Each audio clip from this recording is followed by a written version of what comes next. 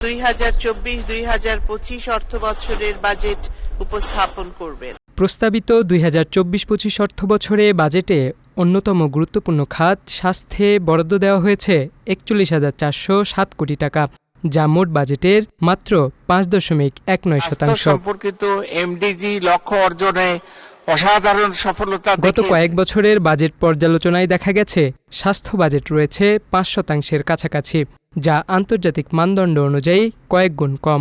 অথচ এখানে পর্যাপ্ত অর্থ বরাদ্দ না হলে স্বাস্থ্যসেবা ও স্বাস্থ্য শিক্ষার মতো বিস্তৃত এ খাতের চ্যালেঞ্জগুলো মোকাবেলা দুরূহ হয়ে ওঠে। ডিজিজের প্যাটার্ন চেঞ্জ হয়েছে, নতুন রিইমার্জিং ডিজিজগুলো চলে আসছে আর কি। হ্যাঁ, এগুলোর জন্য আমাদের নতুন লোকবল দরকার, নতুন সেট দরকার, হ্যাঁ, নতুন মেডিকেল ইকুইপমেন্ট দরকার। তো সেটার জন্য কিন্তু আমাদের বাজেট দরকার হয়ে থাকে আর কি। হ্যাঁ, অন্যদিকে আমাদের ডেভেলপমেন্টের জন্য স্বাস্থ্য খাতে যে ডাইনামিক সেক্টর, সেখানে কন্টিনিউয়াস ডেভেলপমেন্টের দরকার হয়ে থাকে। গতবারের তুলনায় প্রস্তাবিত বাজেটে স্বাস্থ্যে 3,356 কোটি টাকা বেশি অর্থ ধার্য করা হয়েছে। এছাড়া এই খাতে মোট বাজেটের 0.19% বেশি বরাদ্দ দিয়েছে সরকার। তবে এইটুকু বাড়তি অর্থ স্বাস্থ্যসেবা ও শিক্ষাকে যুগোপযোগী করার ক্ষেত্রে কতটুকু কার্যকরী হবে তা নিয়ে রয়েছে প্রশ্ন। যারা এই সেক্টরে কাজ করে তাদের বেতন 5% বেড়ে যায়, তাহলে এই বাড়তিটা কিন্তু ওই বাড়তি যে বেতন দিতে হবে সেই জায়গায় কিন্তু খরচ হয়ে যাবে, খুব বেশি বাড়ে নাই। 3-3.5 কোটি টাকার মতো যে বাড়াটা বেড়েছে, এটা দিয়ে মূলতই হচ্ছে যে বেতন যেটুক বাড়তি বেতন আছে সেইটুক দিতে শেষ হয়ে যাবে। তারপরে হচ্ছে যে আমাদের একটা বড় ইনফ্লেশন রয়েছে। স্বাস্থ্য খাতের ইনফ্লেশন কিন্তু কম না, অন্যান্য খাতের মতো বা তার থেকে কোনো কোনো ক্ষেত্রে বেশি হতে পারে।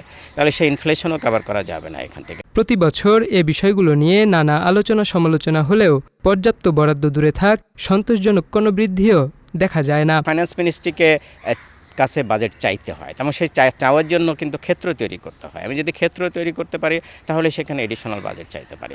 যেমন আমি ধরলাম যে আমাদের প্রচুর ভ্যাকান্ট পোস্ট রয়েছে অল টায়ারে, হ্যাঁ, তাহলে সেই ভ্যাকান্ট পোস্টগুলো যদি আমরা নিয়োগের জন্য প্রসেস শুরু করে দিতে পারতাম, মাঝপথে থাকতাম, তখন আমরা বলতে পারতাম যে ওকে, আমার কিন্তু এই লোকবলগুলোই বছরের মাঝখানে নিয়োগ হয়ে যাবে, তাদের বেতন ভাতা বাবদ কিন্তু আমার বাজেটটা লাগবে।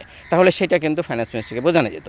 এখন যতক্ষণ পর্যন্ত না সেই প্রক্রিয়াটা শুরু হচ্ছে ততক্ষণ পর্যন্ত ফাইন্যান্স মিনিস্ট্রি তো এটা বাজেট দিয়ে দেবে না। তবে পর্যাপ্ত বরাদ্দ হলেও এই খাতের সকল সমস্যা সমাধান সম্ভব নয় বলে মনে করেন এই স্বাস্থ্য অর্থনীতিবিদ। আমাদের প্রথমে যেটা দরকার সেটা হচ্ছে যে আমরা যতটুকু বরাদ্দ পাচ্ছি সেই বরাদ্দের সুষ্ঠু ব্যবহার করা এবং পুরো ব্যবহার এবং সুষ্ঠু ব্যবহার। তাহলে আমরা এখানে পুরো ব্যবহার করতে পারছি না, সুষ্ঠু ব্যবহার করতে পারছি না। এবারেও দেখা যাচ্ছে যে গত বছরে যে বাজেট ছিল 38,000 কোটি টাকা, সেই 38,000 কোটি টাকা রিভাইজ বাজেটের সময় কিন্তু এটা 29,000 কোটি টাকা নিয়ে আসা হয়েছে এবং সেই 29,000 কোটি টাকারও আমরা একটা বড় অংশ খরচ করতে পারি নাই। তার মানে বাজেট একদিকে আমরা চাই সেটা ঠিক আছে, 5.2% আমাদের কাছে ভালো লাগতেছে যে স্বাস্থ্যের বাজেট একটু বেড়েছে অন্যান্য বছরের তুলনায়, ঠিক আছে, এটা প্রস্তাবিত, কিন্তু এটা যখন আবার রিভাইজড হবে তখন এটা আবার কমে আসবে এবং সেটা যখন আমরা খরচ করতে যাব দেখা যাচ্ছে তারও একটা বড় অংশ খরচ করতে পারছি না। প্রস্তাবিত বাজেটে ডায়ালাইসিস ও ক্যান্সার চিকিৎসায় হাসপাতালের অবকাঠামোগত উন্নয়ন, ভ্যাকসিন প্ল্যান্ট নির্মাণ এবং শয্যা সংখ্যা বাড়ানো সহ বেশ কিছু প্রকল্প বাস্তবায়নের পরিকল্পনা রয়েছে। তবে জনবল সংকট নিরসনে তেমন কোনো পদক্ষেপ নেই। আমাদের দেশের ডেভেলপমেন্ট মানে ধরে নেওয়া হয় বিল্ডিং কেনাকাটার ভিতরে আমাদের চিন্তাটা সীমিত। এই যে বিভাগীয় শহরে যে ক্যান্সার হসপিটাল আমরা করব সেটা ভালো উদ্যোগ সরকারের, সেলুট, কিন্তু সেটার জন্য জনবল তৈরি করতে হবে। দ্যাট মিনস ক্যান্সারের ডক্টর, ক্যান্সারের নার্স, এই যে জনবলটা সেটা তৈরি করতে হবে। আমরা কিন্তু যথেষ্ট সুযোগ পেয়েছিলাম। 2018 সালের নির্বাচন ইশতেহারে এখনও 24 সাল শেষ হয়ে যাচ্ছে, প্রায় 6 বছর। এর ভিতরে কিন্তু আমরা যদি একই সাথে স্থাপনা তৈরির কাজ শুরু করতে পারতাম, সেজন্য প্রকল্প নিয়ে সামনে এগোতে পারতাম, সেটা কিছুটা হয়তো এগিয়েছে। অন্যদিকে আমাদের কিন্তু যারা এই সেক্টরে সার্ভ করবে তাদেরকে কিন্তু তৈরি করার একটা প্রয়োজনীয়তা ছিল। গত কয়েক বছরের হিসাব অনুযায়ী বরাদ্দকৃত অর্থ পুরোপুরি খরচ করতে পারেনি স্বাস্থ্য মন্ত্রণালয়। অবশ্য এতে কেবল মন্ত্রণালয়ের দোষ দেখছেন না ডক্টর সৈয়দ আব্দুল হামিদ। তিনি বলেন, কম হলেও বরাদ্দকৃত অর্থ যথাযথভাবে কাজে লাগানো গেলে কয়েক গুণ সেবা নিশ্চিত করা সম্ভব। নূরে আলম নুহাস, মিডি ভয়েস, ঢাকা।